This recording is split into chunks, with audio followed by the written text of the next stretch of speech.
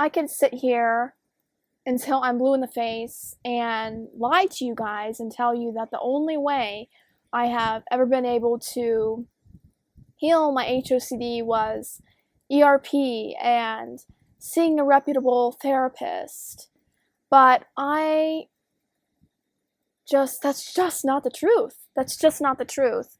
And I was holding off making this video because so many people asked me, well, how did you do it? How did you do it? And I kept giving a traditional answer like ERP and not giving into the compulsions and this and that. And yes, I did that repeatedly for 2 years, but 80% of it had nothing to do with that.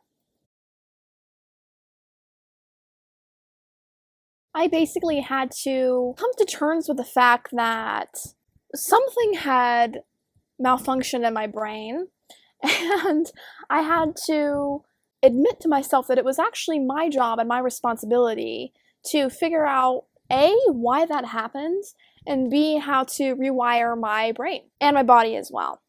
From all of the people I've talked to with OCD, and no, this is not a statistic, no, this is not any hardcore data, it's experience, it's talking with real people, which I value greatly. They have always told me, yeah, I grew up in an extremely unstable home. And yes, there are many other causes for OCD, but this is the one that I had to zero in on for me personally, because my core fear was, like many other people, not feeling like I was in control of anything. When you're a child, despite what people think, you're aware unconsciously or sometimes consciously if you're what is flying behind me? You know, subconsciously or consciously, if your environment is stable or not stable. And when you grow up, when you start to grow up at least, you make decisions based on the conclusion you come to. So I came to the conclusion at a very young age, hey, this environment sucks. It's unstable. I can't really count on people that I'm supposed to count on. You're supposed to have a support system. And not only are you supposed to have a support system growing up, you're supposed to have a stable environment. And when you don't have a stable environment, what happens? Well, the first thing I did was I felt like, okay, I have to control something.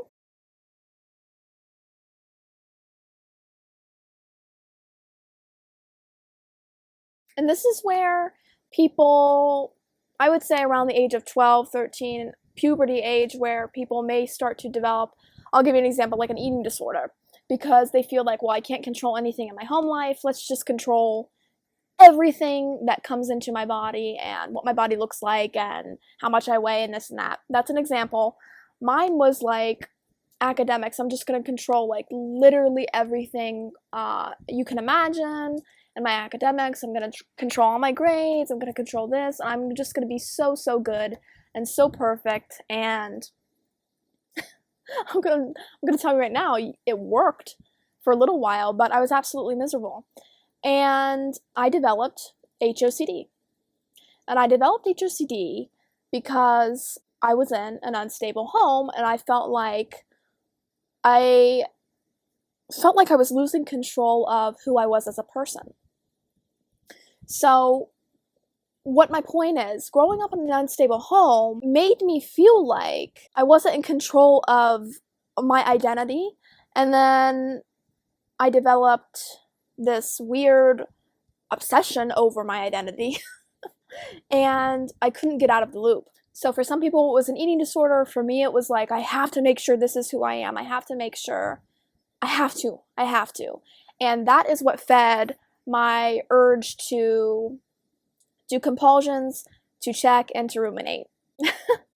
Basically, that's what fed my OCD. So that's what happened, and I got out of it when I was about,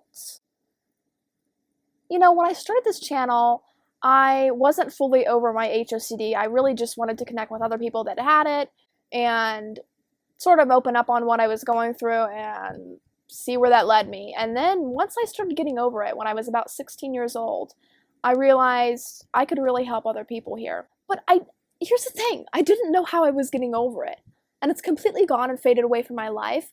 And I had multiple themes. I had, like I told you, perfectionism with my academics, and then at the same time I had HOCD, and I've had, what's it called? Existential OCD. Everybody was telling me, okay, well, to cure this, you do ERP.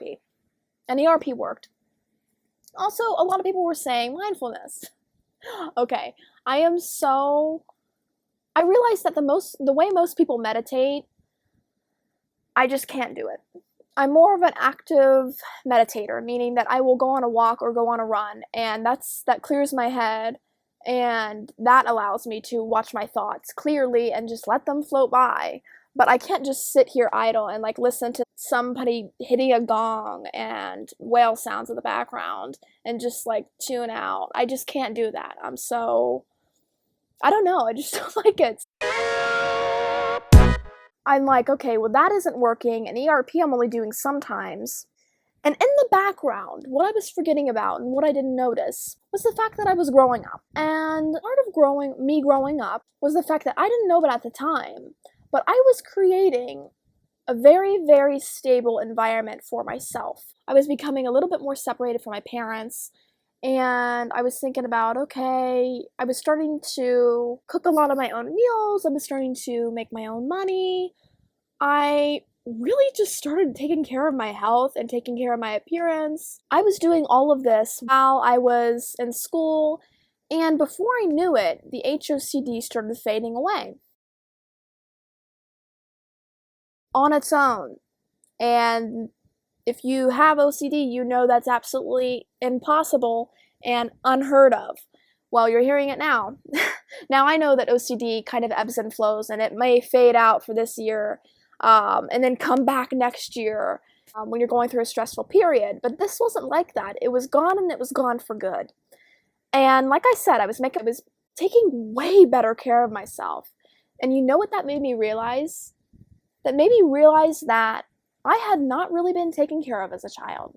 I had not been taken care of at all. I did not grow up in a stable environment.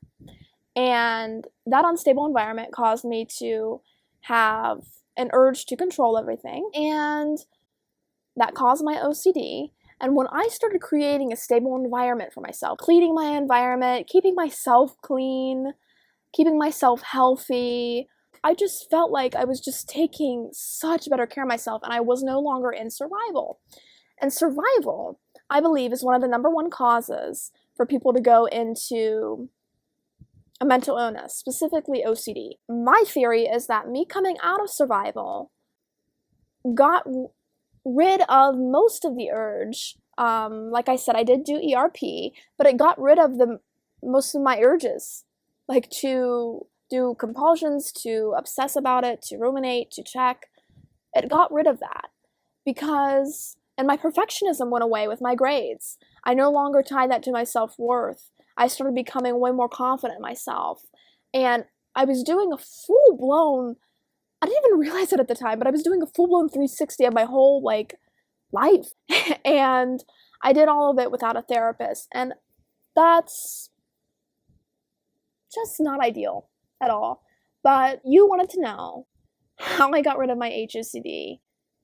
And it just dawned on me today because I was holding off making this video, as I said in the beginning, because I didn't really know how I got rid of it. I knew that ERP was part of it because I practiced ERP, but I look back, it was creating that stable environment and telling myself, no, you don't need to control everything.